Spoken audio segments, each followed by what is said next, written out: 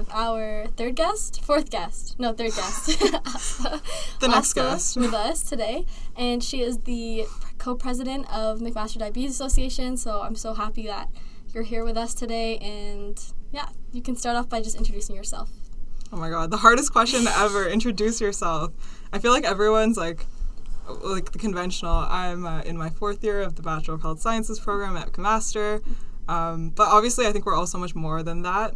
And I always joke with my friends, I'm like, I work full time and I've been doing this for over a decade. I do a job in the role of my pancreas because I really think like being a type 1 diabetic is like, it's not just a full-time job, it's like an overtime job. Like there's really no days off. So that's definitely a huge part of my life. It's the reason why I'm here right now.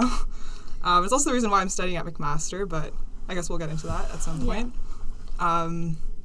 I would probably start by saying I was born in India, and then a couple months later I moved to Kenya.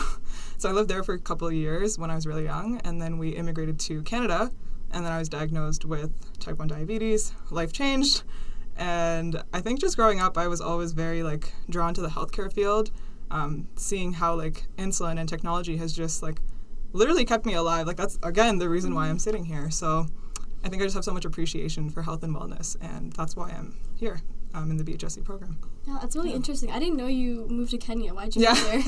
Mainly my dad's job. So he actually lived there before, and then the healthcare system in Kenya is really, it's not the highest quality. So basically my mom like flew back to India just to have me, and then like flew back to Kenya. Wow. Yeah. That's so interesting. And how old were you when you found out about your diabetes? I was 6 years old. 6 years old. So do you have like memories distinct? Not really, like maybe flashbacks. But obviously I think like the age of 5 to like even 7 is very like, I don't know, it's like a hazy period of life. Yeah. Yeah. Because usually like my next question would be, what was your experience of finding out, and kind of like, a lot of people tell stories about like arriving to the hospital and like kind of the emotions that were associated with that. Yeah. So do you remember anything at all from like any emotions you experienced? Yeah, I do. I was actually really into sports growing up. So I remember that like I was in soccer, I think from a very young age, and I always had like these practices, and I started like making excuses to not go, and I was just like, oh, like I don't feel like it. I would start like lying down on the stairs, just being very like lazy, which was unlike the type of child that I was. So my parents kind of knew something was wrong, and then all the symptoms with like drinking more water and urinating more and all of those like diabetic symptoms, but also just knowing that I have a history of diabetes in my family. So my grandfather was type 1 diabetic, and there's also type 2 diabetics in my family. So I think somewhere like my parents knew, but it's always like you don't want it to be true. Yeah. So then they took me to the doctor, and they were like, you need to go to the ER, like they did some kind of like tests and stuff, and my blood sugar was like 23 or 24 or something, which is extremely high. So then I was hospitalized for I think 3 days until they could get my blood sugars like more stable. I have this vague memory of like a clown coming to the hospital, like these dolls that were like, they were like diabetic dolls, and it was try and like make the children feel like it's okay that you have this new like condition, because I think at the age of like 6 you really don't understand what's happening. You just see like your parents are crying, everyone's like freaking out, doctors and nurses are coming in and out, and you really don't know what's about to happen. But in a way that's also a blessing, because I feel like growing up with it, it was a normal part of my life. Like that was very much my routine. You learned how to deal with it immediately. Yeah. So it's like like I really don't know life without diabetes at this point. That's interesting, because I have a peanut allergy, which is not comparable at all. Yeah. In any no, But everything's valid. Like just imagining, like now it's just such an instinctual thing to ask if something has mess in it without even thinking about it. So I can imagine it might be slightly easier to have like grown up and just like, for sure, your instinct is just to like think about your diabetes all the time, which can also be a burden, I guess. The flip side. It's got its highs and lows. Highs and lows. Good one. So, okay, my next question was going to be around the healthcare system. So, what was do you think like the diligence that your diabetes was caught at, and like the experiences you had with your healthcare providers at the hospital, were those all good, or was there some difficulties in that as well? Or? Yeah. I have to say, like, my support system is extremely strong, and like my diabetes care team is also phenomenal. And I've had, there's like a pediatric kind of care team, and then you also transition to adult teams. So both of my teams have been fantastic. Like, they're all excellent. But I think the major like burden, so to speak, comes on yourself and your family members, because you're the ones that are dealing with it on a day-to-day basis.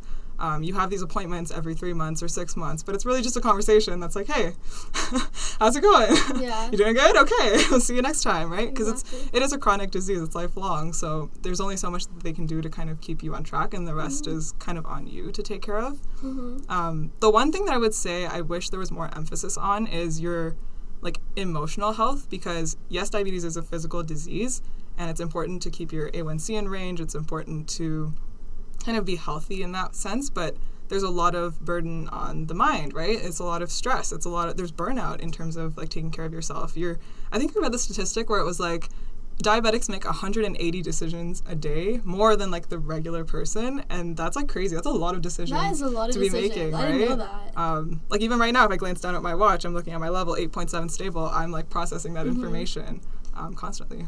Wow. Yeah, so I think that's one of the things I like about this podcast is I always learn something new. Like even though I'm talking to a different person with diabetes, it's always something new. So that's really interesting. My next question was going to be about your values, and I think you almost went into that with the kind of emotional side, the domain of the disease. Do you want to speak further about that and how that's impacted your journey through diabetes? I think, because when we look at like health as a very physical thing, right? You have a problem, here's the solution. You're diabetic, take your insulin, and like, period. But what happens when, things don't go right? Because sometimes you can take the right amount of insulin, you can count the right carbs, and something goes wrong still, and you really have to be resilient. And I think Kyle did a really good job of speaking to that in our last episode. Just pushing through and knowing that no matter what scenario you're in, you can always adapt. So that's definitely like a mindset that I think a lot of diabetics develop. And I think just the value of community is also really important. I've met so many people, like even through the Diabetes Association at McMaster and other organizations, just talking to other diabetics has really like uplifted me and kind of shown me different perspectives to the disease.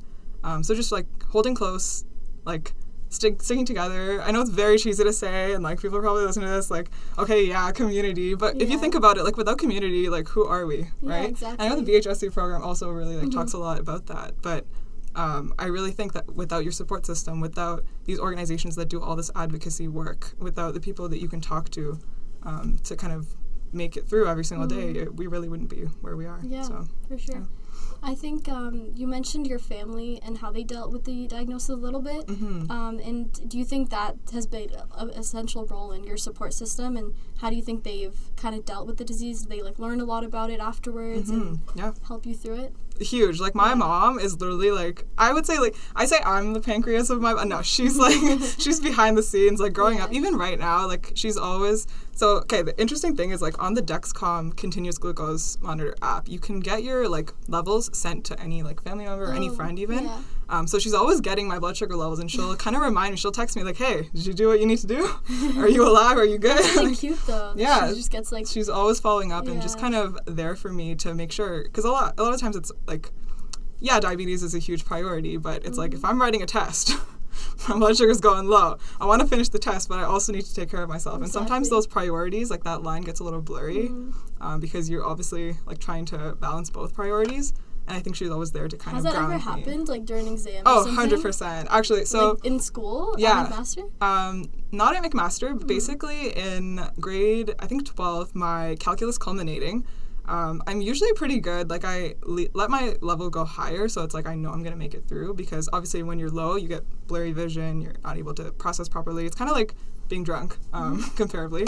So I remember my blood sugar like started to feel low, and I didn't necessarily tell my teacher beforehand. Like people knew I was diabetic, but there weren't any like formal accommodations. So my blood sugar's tanking, and I'm like, I can't even answer any. I can't even see the paper anymore. Like I'm literally getting blurry vision.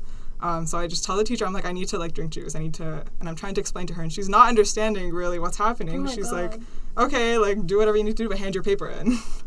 And I'm like finish I'm it? like, but like I'm not done yet. Oh my gosh. And she's like, well, there's like 20 minutes left, whatever. And I'm like, well, okay, I have to like treat my blood sugar first. So I drink my juice, check my blood sugar. It's very low. And the thing about low blood sugars is it takes time to come back to the like in range level. So I'm wasting all this time like trying to get better, hand in the paper, do terrible on that test. And then I explained to her, like, afterwards my situation, and, like, obviously I should have dealt with that better in terms of, like, telling her beforehand and having a plan in place, because I never really expected it to happen. So obviously moving forward, I had a better plan. And even at McMaster, there's a whole, like, accommodation service that you can reach out to. For my MCAT, I got, like, a special room, and I was able to, like, stop the clock if I needed to test my blood sugar, so... Yeah. That's so nice. Yeah, I was thinking about the MCAT. That first came into my head. 7 hours? Like, how did you, like, deal with the 90-minute, like, blocks? I did not use any, like, of the stop the clock. So I wrote it like a regular applicant, but it was very much, like, check my blood sugar and eat my snack within the 5 minutes in between. Oh, my gosh. And just, like, pushing through. Yeah. Well, I think, would your calc teacher end up being lenient with that? Yeah, so she dropped the test and she, like, that's moved good. it to my exam, which I don't know if that's better, but it all worked out in the end, yeah. Okay, that's good. It's good to hear. Yeah, I think that's interesting, like, how you kind of have to, and then you were talking about your mom before. We went off topic. Yeah. But, like, I think, like, even with my mom, she's always checking, like, every single thing that I'm doing. And it's just, like, it's so nice to have someone care about you that much. Yeah. Was there ever kind of, like, you wanted your own independence? Of like, course, I know when you're a teenager, you're like, why do I have to keep checking my blood sugar? My mom gets, like, like, she's always talking to me about this. Like, I just want to go off on my own. Right. Like, was there a feeling of that ever? So for context, I'm Indian, right? You start laughing because South Asians and boundaries is, like, a completely other topic. Because I tried to bring up this, like, idea of boundaries to my parents, and they're like, what do you mean boundaries? Like, unconditional love, no boundaries. But I think it's all about, like, finding the balance. Like, at the end of the day, they're doing it because they care, and they really want you to excel and be healthy. And so I think reminding myself of that and saying, hey, like, actually, I need to do this myself. Yeah. Because a lot of times, so when I have dinner with my family, like, my mom will literally be like, oh, yeah, it's like 45 grams of food that I'm serving you, that she's getting, because she's made the food, so she knows what's in it. But I had to kind of say, okay, let's try where I, like, come up with how many carbs I think is in this, and then you can double check. And so we have this conversation at our dinner table where I'll say, I think it's 30 grams. She'll be like, no, I think it's 45, and we'll kind of reason it out. But I think it just comes with age. Like, as you grow older, and as you maybe leave your house and kind of venture out into other places, you kind of get that independence. Yeah, for sure. By force, right? Because it's, like, by nature of it. That's what, it's important. Yeah. I was telling my cousin, because he's the one I interviewed on our first episode, actually. He's trying to decide if he should move to university away or stay at home and go to Ontario Tech, which is, like, he can commute there. And I was just, like, from my perspective, I was like, oh my gosh, like, I came to university and I grew so much. Like, I think everyone should move away from home. Yeah. But then I also wasn't thinking about, like, his level of responsibility he has over his diabetes, and I don't know if he's there yet to the point where, like, I guess you were, when you were able to move out and kind of... Actually, I didn't move out. Oh, you didn't move out. So I've commuted all 4 years to McMaster. You did. Okay.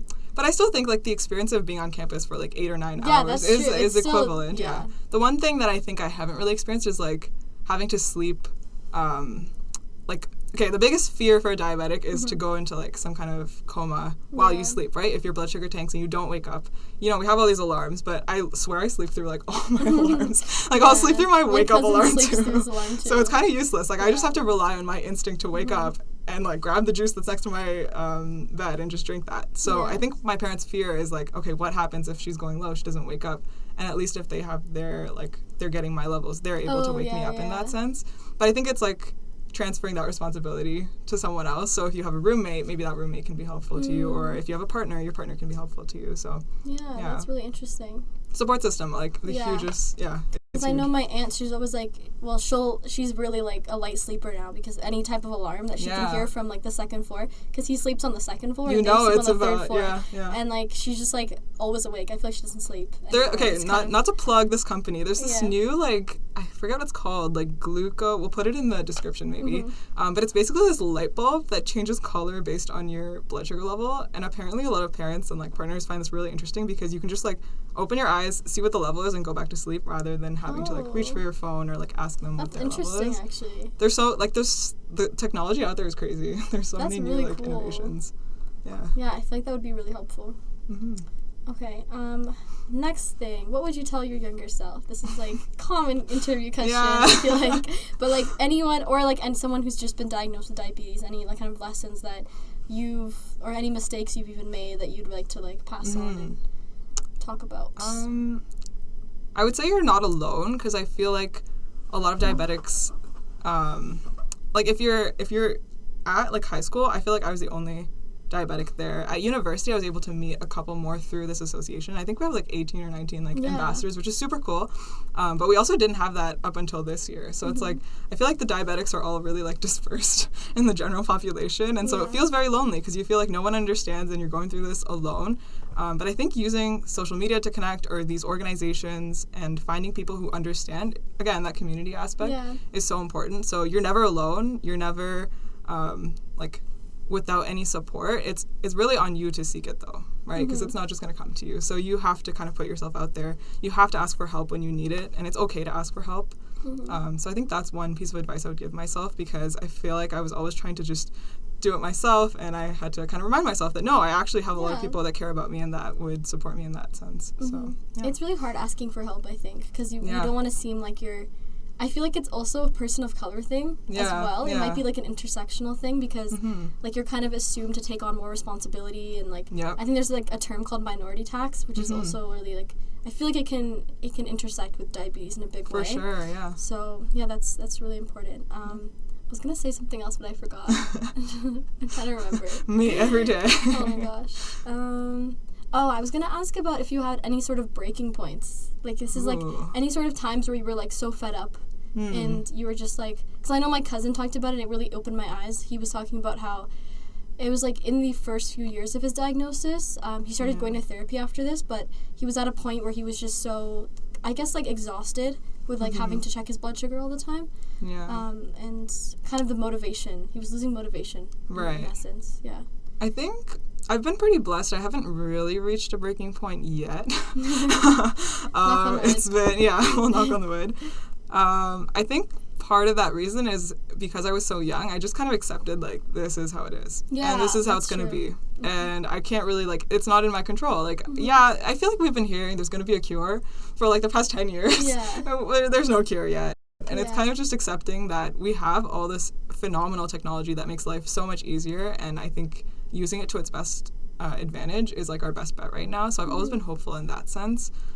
Just, like, the realization that I went from pricking my finger, like, multiple times a day to now I just, like, look at my phone and I know my blood sugar level. And there's, like, these pumps that, like, loop your insulin. So they're, like, so sensitive that they can just continuously send insulin as needed. You don't even have to calculate anything. So I think just keeping those innovations in mind, I've always kind of just been, hopeful. And of course my support system has also just had my back for whenever I'm tired. Like, they're on it. Yeah, that's a common theme. I feel like everyone I've interviewed has had the privilege of having such a good support system of people, which is really good. Are there any myths about diabetes that you want to debunk? There's a million. Biggest one is about sugar, right? Yeah. Like, I feel like everyone's like, oh, you shouldn't eat sugar, or you did this to yourself because you ate too much sugar. And my mom always jokes, she's like, you eat more sugar than, like, the average person. Because I'm a very, like, food exploratory, like, person. I love eating. Yeah. And I think the biggest thing is, like, sometimes when I'm out with other people who don't necessarily know what diabetes is, they kind of look at me funny. They're like, oh, she's eating sugar, she's eating this, and she shouldn't be. So I think commenting on someone's, like, what they're eating or what they're doing is not necessarily constructive. Like, I think it's good to be curious, and I think it's good to ask questions about it. I love it when people are like, hey, like, is that okay for you? Or are you, like, what's the deal with that in diabetes? Yeah. And I think just being curious is better rather than confrontational. That's super important. I think, like, in general, commenting about people's eating behaviors can be really dangerous, especially, like, I had this conversation with one of my roommates about, like, how, I don't know if you've watched the documentary Bones. This is so off topic, but it's, like, it's To the Bone, I think, with, like, Lily Collins, and she had to lose a bunch of weight for, like, her to play an anorexic person in this, like, TV show, but, like, when she was losing the weight in real life, her neighbor said to her, like, oh my gosh, you're looking so great, and it's just, like, it's like, that stuff that can be really triggering for people, and, like, you don't realize it because you're, like, saying it from a place that you think, or, like, maybe she's, like, projecting some of her own, like, you know, so I think it's, like, even if you mean it from a good place of, like a good-hearted place, it can be really dangerous because you don't know who is, like, receiving that comment, right? Yep. And, like, what state that they're in. Exactly. So I think that goes along with diabetes as well. Yeah. And also, I think there's this notion that, like, diabetes is taboo, because that's the flip side, right? Like, where people just kind of ignore it, or they're like, they don't ask about it necessarily, and they're kind of like just pushing it to the side, like, yeah. oh, it's just there. Diabetes is a huge part of any diabetic's life. Like I said, the 180 decisions, that's all we're thinking about, like, yeah. every single moment. So I think it's really nice to be asked, like, how's your blood sugar? Or, like, how's your management going? Like, general questions like that, again, being curious is really important. Don't feel like you shouldn't comment on anything. Yeah, either. I think that's a huge thing. I think, like, even when I meet people with different diseases that I know nothing about, I'm, like, scared to even ask a question, because I'm like, what if I ask something that's insulting? Or, like, sometimes it's not from, like, I don't care. It's more like, if I say something that is, like, potentially insulting, I'm just going to avoid the topic altogether. Right, and I think that's bad, because, like, it obviously becomes a taboo topic, exactly. like you said. But, yeah, I think that's important. Just, I'll make sure to just keep asking questions. Yeah, that's what I would say. Like, ask questions rather than comment, I think is the biggest thing. Yeah, it's important. Any other myths you can think of right now? No pressure. Like I said, there's a million, but none of them are coming to me at this moment in time. I think we've talked about a lot of myths on the other episodes, so fair. People have enough myths to stop. Keep watching our Monday Myths initiative. Little plug.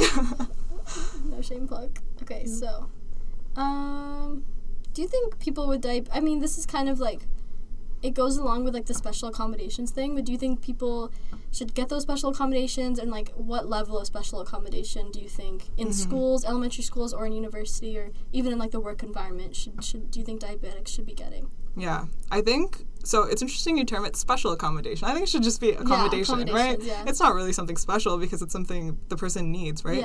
Yeah. We talk a lot about, like, the disabled world and the abled world, and it's about bringing them not to equality, but to be able to, like, support the disabled person to the extent that they need. And so I think the accommodation is, like, necessary in that sense. There's always this, like, fear of, like, misusing the accommodation, where, like, people think that, oh, maybe if this person's not actually low, they're going to still, like, stop the clock and use extra time and do better. And I think it's just, you have to come to a point where you trust that the person who's diabetic really does need that accommodation in that sense. And there are a lot of things in place to make sure that they're not misused. Like, a lot of the times you have to record what blood sugar you were at, or you would, if you're drinking juice, you're not going to drink on, like, a higher blood sugar level. So it's not that easy to kind of con your way out of an accommodation.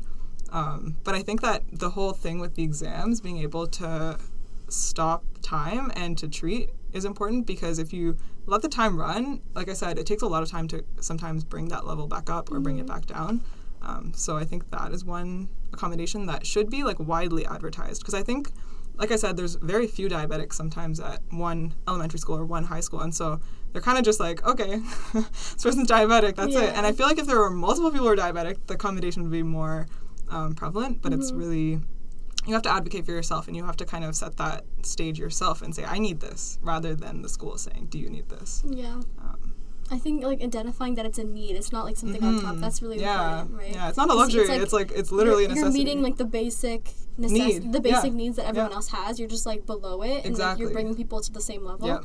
I think that's super important. I didn't even think about that. Because I know at McMaster they call them, like, SAS, Special Accommodation Services. Right. I think maybe there should be a change in terminology, because it does perpetuate kind of this idea that it's, like, an added layer of support. Right. And I do think a lot of people may abuse the accommodation services for, maybe not for diabetes, but for other conditions, and that might like, bring over those assumptions and those biases towards diabetes as well. So I think, like, advocating for that is really important. It's also a very long process. Like, you need a doctor's, like, note, letter or something, and then, like, other documentation. So it's not just, like, you can pretend to be diabetic, get your accommodation. Yeah.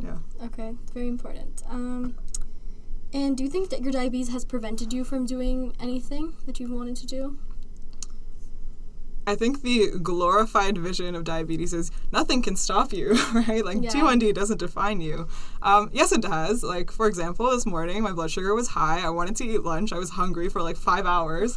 And I didn't eat because, obviously, it's a bad idea to eat on an already high blood sugar level. So I didn't get to eat lunch. Like, that's one thing that I couldn't do today. And there's little things like that that kind of come into play.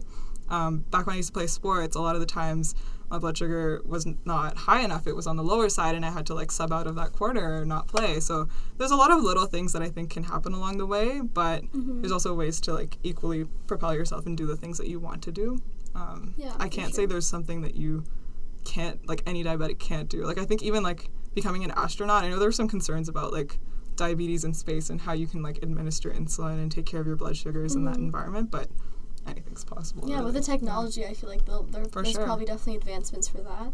Yeah. And then on the flip side, do you think diabetes has like pointed you in any specific direction in terms of interests? Or I know you said like it brought you closer to seeing the healthcare field in a new light. Is there anything maybe you're pursuing long term with that? Yeah, no, it's shaped my life goals, to be honest. Because I think the idea is that I've had this lived experience. I've gone through this emotional and physical kind of battle, and I think it's important to advocate for that, and I have that kind of perspective that I want to share with others.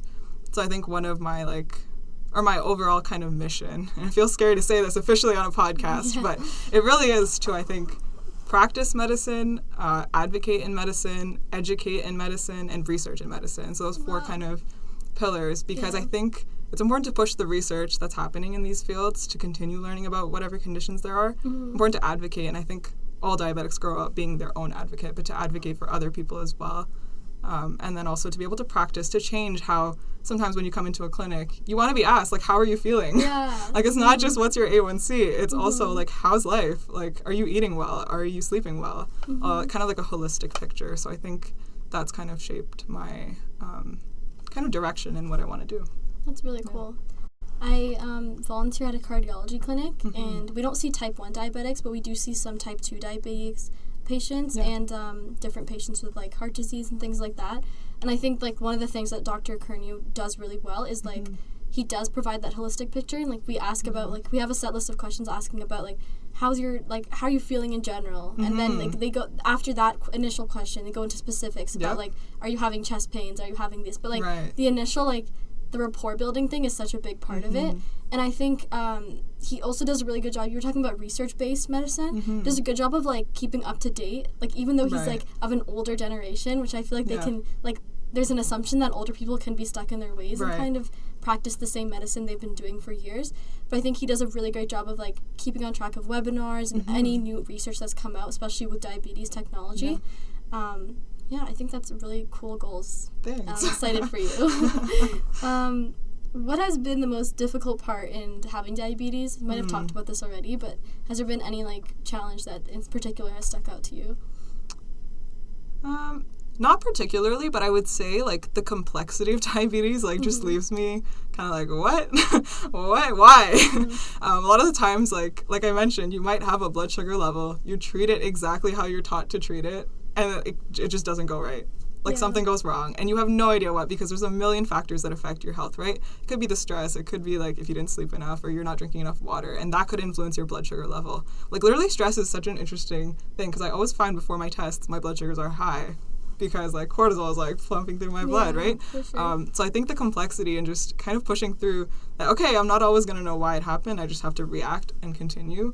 I practice a lot of like emotional detachment, because my mom is very like, oh my god, you're 3. Oh my god, you're 10. She's like freaking out. And I'm like, well, it's going to happen like a million times in my life, and I can't kind of emotionally react each time. I have to be very like logical and just say, this is the level, treat it, continue, regardless of if it goes to plan or not. Yeah. That's really interesting. Do you think your emotions have ever like helped you in a certain way? Or are they always like, do you think it's always better to control your emotions in those situations? I think in those situations, it's always a balance, but I think in those situations, it is important to be logical, because if you're like emotional, let's say I'm like, whenever I'm low, I get like these hunger cravings. So if I'm really like, just like emotionally kind of triggered or something at that low level, I'm going to over-treat it. Or if I'm high, I'm going to like rage bolus. That's literally a term, rage bolus, where you like give yourself too much insulin because you're like, why am I high? Oh my gosh. So it is really important to control. Yeah, that's what I was also thinking. I was like, if you were, you know how you mentioned that you were like hungry for like, for 4 lunch? hours, yeah. Like, I was like, why don't you just like put more insulin? Yeah, like, but it takes time, right? Because it takes like okay, at least, I would say like the absorption is different for every body, but sometimes it takes 2 hours, 4 hours to see that effect. Okay. So sometimes like I'll see the level going up. It'll be like 8, which is like a perfectly normal level. And I'll be like, okay, the arrow is going up, so I'm just going to give myself extra insulin because I want to be able to eat soon. And that's a bit like kind of apprehensive, because you should wait until the level stabilizes. And does that have like long-term destructive effects? For sure, right? Like with the high blood sugars, low blood sugars, a lot of like cardiomyopathy, nephropathy, a lot of the kind of longer term effects are very real, and that's why it's important to keep it in range, but then recognizing that you also can't just be perfect, right? Exactly. Like it's going to go high and it's going to go low. So no, I admire like all diabetics so much for like having to make those decisions every single day. I feel like that's it's something that I would get used to over time, but, like, I feel like initially learning how to do that would be a super huge hurdle. It might get even harder, like, the more you age, and, like, having to learn new things at a later age is usually harder. So I think, it's really, I admire you so much for that. Thank you. Are there any other last things that you feel like have been missed, or anything you want to talk about in particular? I think you did an awesome job. All those questions really covered a lot of different aspects. I mean, Summer's been an awesome podcast host, guys. Leave her a good review. Come on. Leave some good reviews. Let's get to the top of the podcast charts. We're almost there. I think it's so important to share stories. So I think this platform is just, it's really doing something that I think is going to take people places, because sharing those stories and learning from them. I love listening to other people as well on this podcast. It's so important. Yeah, share with all your friends. Let's get our podcast #1 on Apple Music and Spotify. Okay, so thank you so much then for being on the podcast. And if anyone that knows someone with diabetes, or if you have diabetes and you want to come on the podcast to talk, then send me a message. I'm always looking for new guests. So thank you, Summer. Thanks everyone who's listening. Thank you.